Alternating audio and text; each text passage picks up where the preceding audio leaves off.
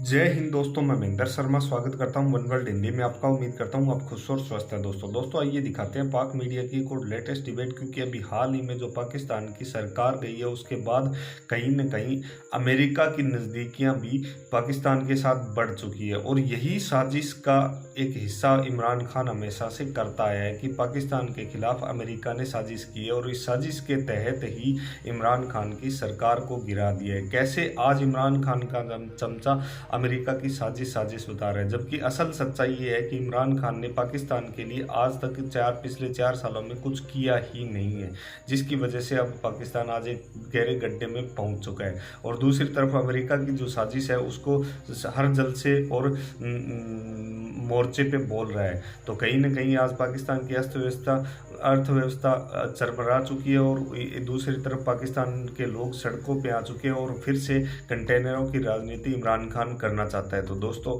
देखिए डिबेट और कमेंट में अपनी प्रतिक्रिया जरूर दें। लास्ट में आपसे रिक्वेस्ट करूंगा, चैनल पर नए हैं तो चैनल को सबसे पहले सब्सक्राइब करें, लाइक शेयर कमेंट जरूर करें। दोस्तों जय हिंद, वंदे मातरम, भारत माता की जय। दोस्तों भागे भागे अमेरिका के पास नहीं गए थे, हम भागे भागे किसी बैरूनी ताकत के पास नहीं गए थे। हमने इस मुल्क में रह के अमेरिका को अफजल रखते हुए डेमोक्रेटिक प्रोसेस फॉलो किया था। आपका पॉइंट आ गया। अमेरिका की कोई बात हो रही है और ऑब्वियसली सारा जो नैरेटिव है अमेरिका के इर्द गिर्द ही जो है वो घूम रहा है। तो शायद रज़ा साहिबा अब और ज्यादा जो है वो पीटीआई कह रही है कि हमारा जो मौकफ है उसको तकवीत मिलती है, बिकॉज ब्लिंकन साहब ने जो बुला लिया है बिलावल भुट्टो जरदारी साहब को इनविटेशन दे दिया उन्होंने, तो कहते हैं इससे हमारा जो मौकफ है उसको और तकवीत मिलती है कि हम जब तक थे तब तक तो इस तरह का कुछ नहीं हो रहा था।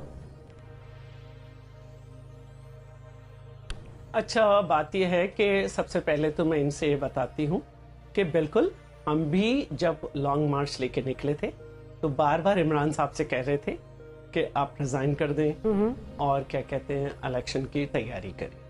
और जब इलेक्शन कमीशन ये कह भी रहा है तो इस वक्त भी मेरी पार्टी ने 30 अप्रैल तक, फिर अब 15 मई कर दिए, क्योंकि बहुत ज्यादा एप्लीकेशंस है पूरे पाकिस्तान से। एप्लीकेशंस जो हैं नॉमिनेशन के लिए, मतलब कैंडिडेट्स की जो है इलेक्शन एप्लीकेशंस मांग लिए हैं। तो एक तो मैं इन्हें ये बताना चाहती हूँ। दूसरी बात जो है, अब हम ये समझते हैं कि हमें रिफॉर्म्स भी करनी चाहिए, हमने दस्तूरी तरीके से आपको भेजा है।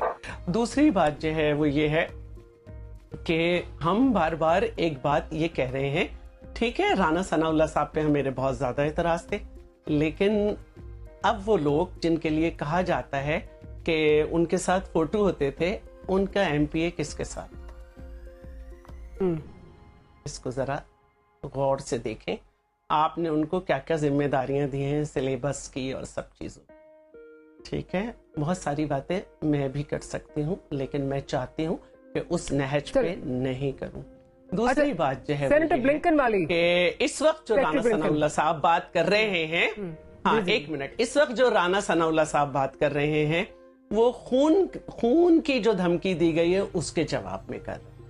अब बातचीत की जा रही है।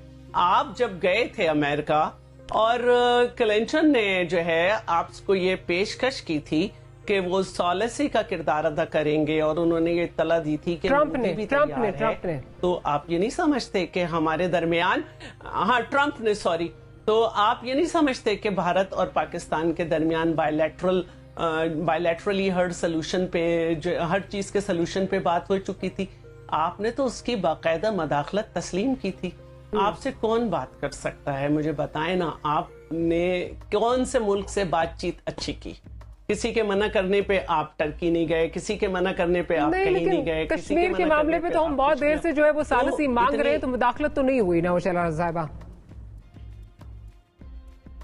नहीं, बस जब ये इस तरह की चीजों को मदाखलत कह रहे हैं तो फिर वो भी एक मदाखलत ही थी ना, जिसमें भारत पे शोर हुआ और किसी पे नहीं। और भारत में शोर हुआ कि मोदी तुमने ऐसा क्यों कर दिया कि तुमने ट्रंप को जो है इजाजत दे रखी थी, वरना इन्होंने तो आके कह दिया था मैं तो वर्ल्ड कप जीत लाया। चले, मेरा कहना यह है कि आपसे कोई बात ही नहीं करना चाह रहा। आपसे कोई बात अगर आप इंतजार करते रहे और आपकी वजह से जो तकलीफ पहुंची, आप मोदी को भी मिस कॉल देते रहे, आपकी वजह से जो हमारी खारजा पॉलिसी को तकलीफ पहुंची, आज पूरी दुनिया पाकिस्तान में खित्ते की जो अहमियत है उसको अंडरस्टैंड करती है और वो ये समझती है कि इस वक्त खारजा की सीट वजारत पे जो शख्सियत बैठी है वो जुल्फकार अली भुट्टो का नवासा है और ये खारजा पॉलिसी को, खारजी अहमियत को बहुत समझता है और एक बेहतर तरीके से लेके चलेगा।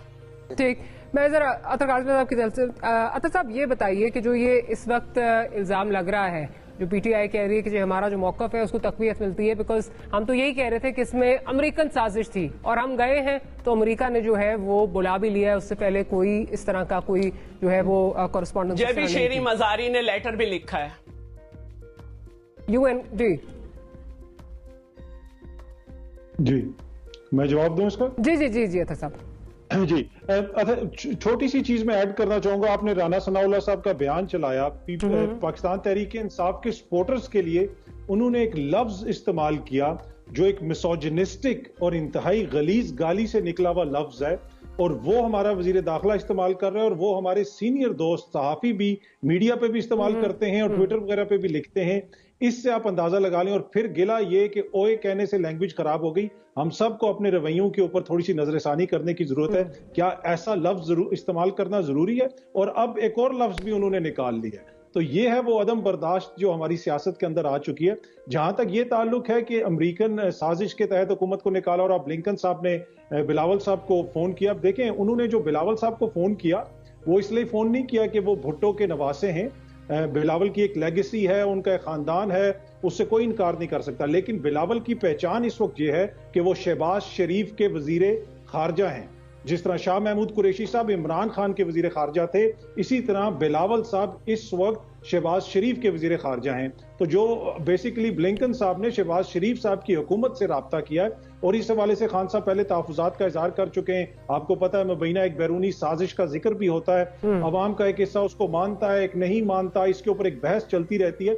लेकिन डॉक्टर साहिबा, ये बयानिया इतना वजनी है कि ये किसी से बर्दाश्त नहीं होएगा। मैं आपको अभी बता रहा हूं, इसलिए कि ये हुकूमत पहले कहती थी कि लेटर नाम की तो कोई चीज नहीं है, अब खुद कमीशन बनाने की बातें कर रहे हैं। तो मेरे ख्याल में जितनी जल्दी इससे हम अपनी सियासत को आगे निकालें वो हमारे लिए बेहतर होगा। एक फ्री एंड फेयर किस्म की इसकी करवाई जाए इन्वेस्टिगेशन अदालती सतह के ऊपर, ताकि ये जो एक लेकिन अतर काज़मी साहब, लेट्स बी ऑनेस्ट, इस वक्त जो सिचुएशन है, अगर for the sake of argument, अभी तो खान साहब कह रहे हैं कि अगर चीफ जस्टिस की सरबराही में कोई कमीशन बन जाए तो उनको कबूल होगा, कल उन्होंने ये बात की।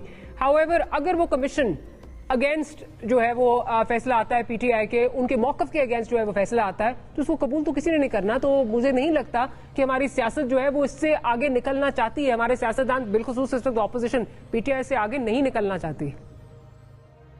नहीं, देखिए, माजी के अंदर आप जितने भी अदालती फैसले, कोई भी एक ऐसा अदालती फैसला है जिसके ऊपर पीटीआई या इमरान खान ने कौम नहीं मानते, एतराज वो जरूर करते हैं। नहीं मानना एक और चीज, बट जैसे आप जो 4 हलकों वाला है उसमें एतराजात जो आए वो ऑब्वियसली जिस तरह उस पे उसकी मैनिफेस्टेशन आई सोशल मीडिया पे, आगे से उसका जिस तरह इदारे जो है वो उसमें मलाइन हुए, वैसे ही अभी जो 5-0 का फैसला आया उसमें भी इसी तरह हुआ। तो जो आप बात कर रहे हैं कि सियासत को आगे निकलना चाहिए, मैं वो कह रही हूँ कि वो पीटीआई को सूट करती है, सियासत आगे नहीं निकलेगी। देखिए, उसमें डॉक्टर साहब मैंने पहले भी अर्ज की थी एक दफा कि जब हम अपनी सियासत को इदारों की तरफ लेके जाएंगे ना, जिस वक्त कासिम सूरी ने एक रूलिंग दे दी, आप इलेक्शंस की तरफ बढ़ रहे थे, ये तमाम बड़ी जमातें, तमाम जमातों का वोट बैंक है, वो एक बेहतरीन हल था कि आप सियासत की तरफ चले जाएं। जब आप तकनीकी इंसाफ लेके हुकूमत को बहाल करवाया, रात को 12 बजे अदालतें खुली, तो फिर बहस इदारों की तरफ जाती है। अनफॉर्चुनेट है, लेकिन यही रियलिटी है। चले, I think we can debate on that, but मुझे